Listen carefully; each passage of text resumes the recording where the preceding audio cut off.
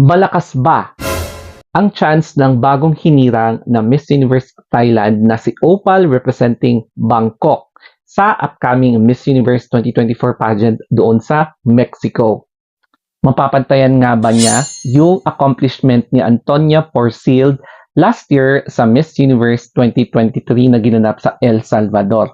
O baka naman siya na ang possible na third crown for Thailand sa Miss Universe? Hindi natin masasabi, pero malay natin, no? So let's talk about 5 possible reasons why Thailand could possibly win Miss Universe this 2024. Let us now begin with the first possible reason, yung kanyang style ng pagsagot. Ang napansin ko kasi, basing from the question, how she could apply women empowerment as a future Miss Universe of Thailand. And napakasimple lang yung sagot niya.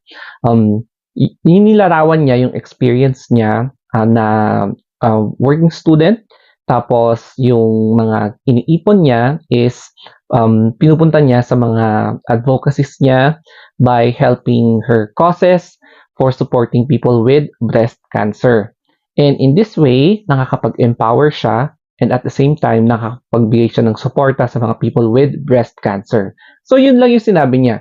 Very straightforward, wala nang flowery words, simpleng tignan, yung talagang maiintindihan mo. Hindi yung flowery words na mapapaisip ka, ano yung ginamit niyang word? Yung ganun. As in very keeping it short and simple. Yung KISS strategy na pag-answer sa sagot. Siguro this time, kahit na hindi English yung gagamitin na way of conveying or expressing ideas, basta ang importante dito is may express ng maayos, masagot ng maayos yung tanong, and syempre may strategy dyan na keeping it short and simple. Number 2 is sending a Latina prototype.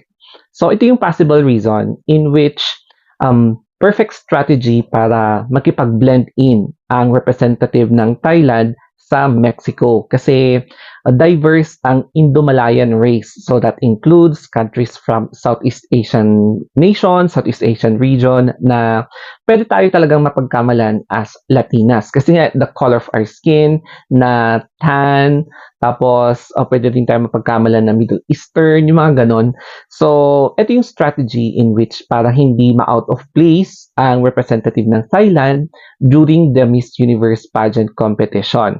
And then, maraming pwedeng style na gagawin kay Opal. So, kung napansin nyo, lahat ng kanyang styling, yung pananamit, lahat ng aura niya is pwede talagang mag-blend in sa kahit na anong race, especially sa mga Latin American countries. The third possible reason is yung training. And this is very obvious. Kasi, Thailand has been also adapting yung mga strategies, tactics ng ibang countries, especially training their candidates, previous candidates, future beauty queens, in terms of pasarela training, yung catwalk training nila, mapa high fashion, commercial, or pang beauty queen na catwalk. Tapos yung Q&A training, personality training, and then body conditioning training, mga ganyan. May mga class lessons pa, yung hair and makeup styling. So, na-adapt din nila yan and this has been proven to be effective kasi nga, nagpa-place sila. Nagpa-place ang Thailand hindi lang sa Miss Universe kundi sa mga iba pang international beauty pageants just because of this particular or most important part na panghahasa ng mga candidates before sending them off sa mga respective international beauty pageants. Number 4 naman is extravagance. Ito yung ginawa ng Thailand na unique strategy nila para mapansin. How? By the time na mag-depart yung mga candidates nila, pinapakita talaga nila yung kanilang mga luggage na ang dami-dami. So, it generates attention. Tapos, yung mga gamit nila, high fashion, yung mga designers, di ba? So, importanteng strategy nila ito para mapansin yung candidates nila. And if candidates will gather attention, this means one thing. Mapapansin sila ng mga pageant fans, ma-hype sila, tapos pwedeng mapansin sila ng mga staff, tapos mga judges, and then yung mga possible credits na ma-accumulate nila in order for them para ma-dominate nila yung pageant. And this has been a very good strategy even before pa. So, I think hindi na ako magtataka kapag gagawin ulit nila itong strategy na to sa Miss Universe. Number 5 is the support system na binubuhos ng Thailand sa kanilang representative, especially sa Miss Universe. And hindi lang Pilipinas ang may malakas na pageant fan base, kundi pati rin ang Thailand. Iba din silang mag-support sa kanilang candidates. So imagine, pati mga celebrities, pinopromote sila, nagka-campaign sila sa kanilang mga sarili nilang YouTube, mga Facebook, mga ganyan, or even sa mga commercial. Tapos sa schools naman, ang dami nating nakikita na bino-vote, nagma-mass voting talaga sila sa kanilang candidates. And yung mga pageant fan pages, pageant groups, mga ganyan, ang dami rin sa Thailand. So even though iba yung language nila, pero makikita talaga natin sa social media na ibang klase din sila, ibang level, very high level silang sumuporta sa kanilang candidates. And in this way, mapapansin talaga at mapapansin ang Thailand sa Miss Universe stage, even in the digital world. So, wala rin ako masabi the way they support their candidates, and this has been an effective strategy para makatulong kay Opal. One interesting reason kung bakit pwede natin mahalin si Opal is because she chose a Filipino designer sa kanyang gown.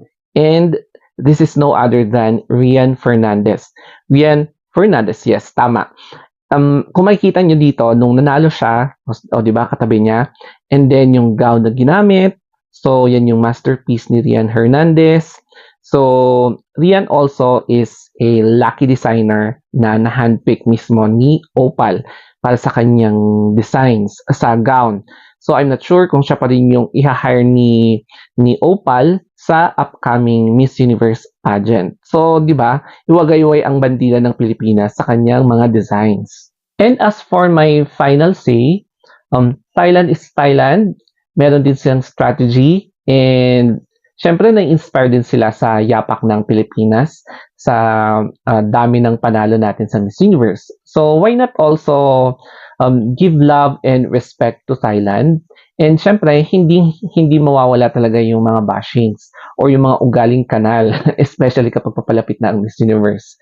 So, I hope na nagustuhan nyo itong 5 possible reasons kung bakit posible na makapag-place ulit ang Thailand or possibly na baka manalo sila sa Miss Universe this 2024. And syempre, sinusuportahan ko rin ang Pilipinas, no? So, I hope na walang bashing din dito sa video na to. And love lahat. Mwah! And then, don't forget to follow me sa ating Instagram account, The Story of Anthony. Ayan po.